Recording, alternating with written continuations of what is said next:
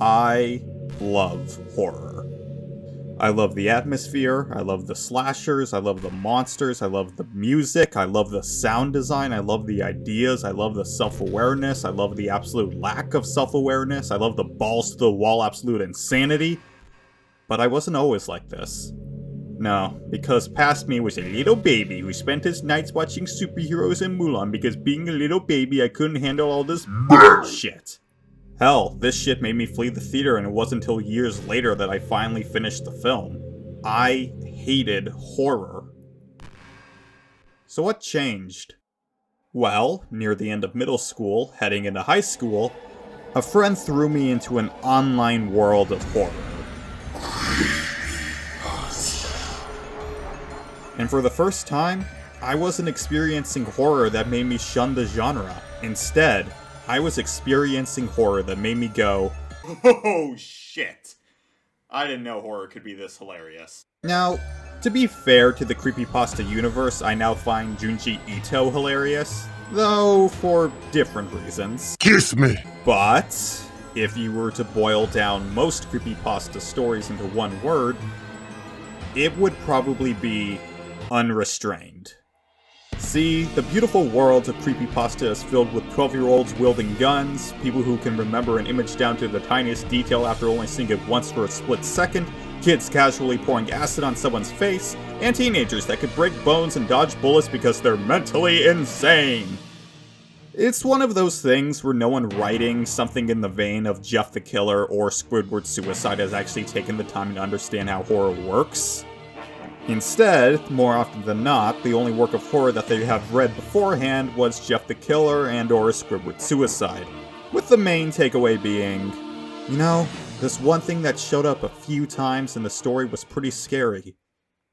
Which means if I make it appear all the time in my story, it will make my story super scary. Oh, and if I drown the story in some kind of social commentary or pseudo-philosophy, along with some variants of God has abandoned us, I can make my story even scarier, but also deeper. Oh, and the killer should dual-wield knives. A killer with one knife is scary, so two knives would be extra scary, but also cute. Oh, wait, it also needs... And thus is the slippery slope of most creepypasta writing. Like comedy, horror is a genre that requires restraint in order to work.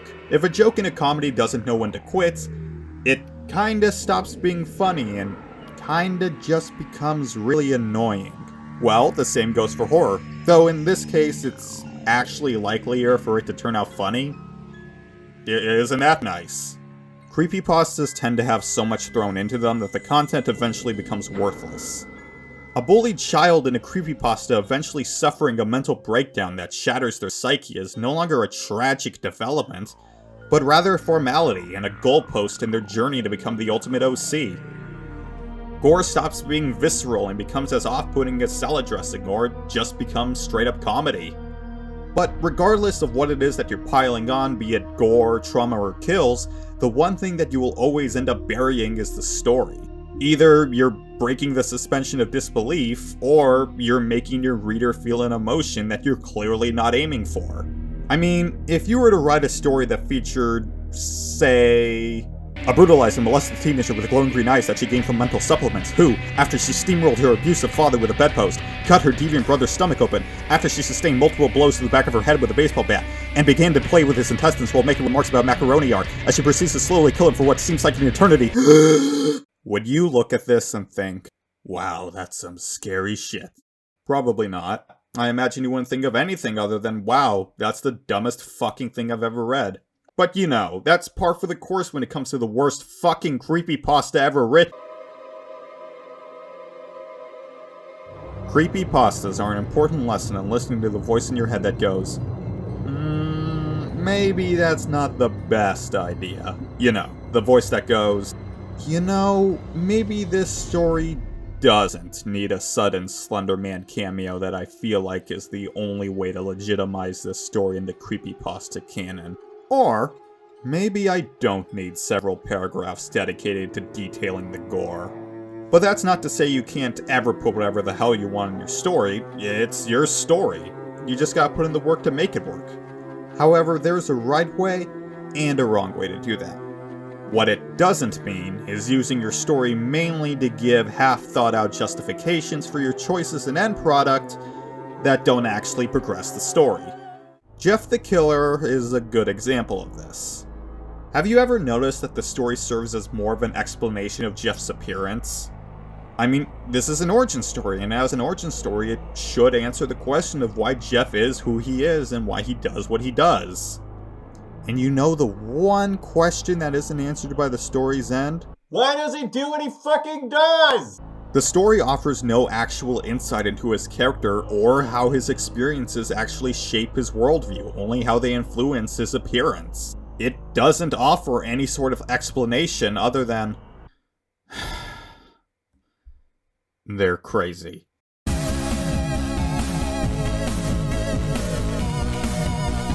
In Creepypasta, and in all fairness other media, craziness isn't another layer of intricacy that further develops a character. No! Craziness is just something that enables writers to be even more unrestrained with their writing because now they have a magical source of power that will explain away all their bullshit. Why would Jeff kill his brother at the end of a story that basically said that his fall to darkness was kickstarted by having his brother wrongly arrested? Because he's crazy. Never mind that the psychotic and mentally ill still abide by some kind of logic and viewpoint. No, crazy just means unpredictable and bloodthirsty. Read as stupid.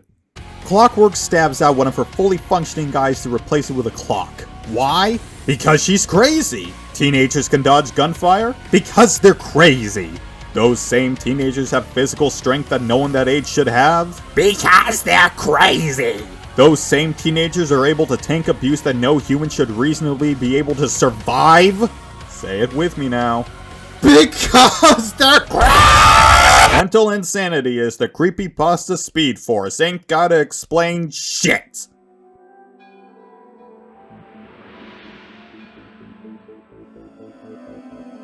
Here's a fun exercise in learning how to create horror. Watch or read something of the horror genre. Hell, maybe just play a horror game, as long as it's done well. And observe not just what is actually shown, but rather what isn't shown, because that's where the true skill actually lies. Horror is about subtlety and knowing just the right amount of what to reveal to the audience and reader. And it's funny knowing that this is actually the easier approach to horror.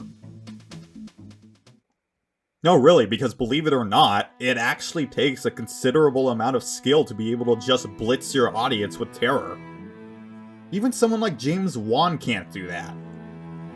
And, to be honest, that's totally fine. One of the most well-regarded quotes concerning horror is, "Fear of the unknown is the greatest fear of all." Though, personally, I think that's paranoia, but that doesn't support the point I'm trying to make. The point being, less is more. Horror is less in the details and more in the ideas, and that's something even professionals are having trouble grasping. The truth of the matter is that, more often than not, your audience is way better at scaring themselves than you are at scaring them, so let them fill in some of the holes and connect some of the dots. And then, we don't really say what the consequences are for this. But the player assumes, right? If you're gonna lose your mind, I'm not gonna be able to play him. He might die, he might, be harder to control, he might attract the attention of monsters, and so on and so forth. In the meantime, figure out what actually scares you, and figure out why you find it scary. This is a much better approach than just piling on whatever fucked up shit you think will scare others. Because I'm fairly certain that whatever scares you, it isn't this.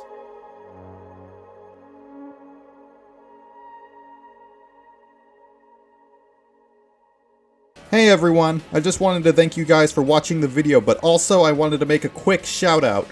One of my friends, Friendly Fingers, recently started an analysis-based YouTube channel called After 12, with plans of dropping his first video just in time for Halloween. So head over there and subscribe if you haven't so you'll know when it comes out. In the meantime, I wish you all the best Halloween you could possibly have during these strange times, and I'll catch you on the flip side.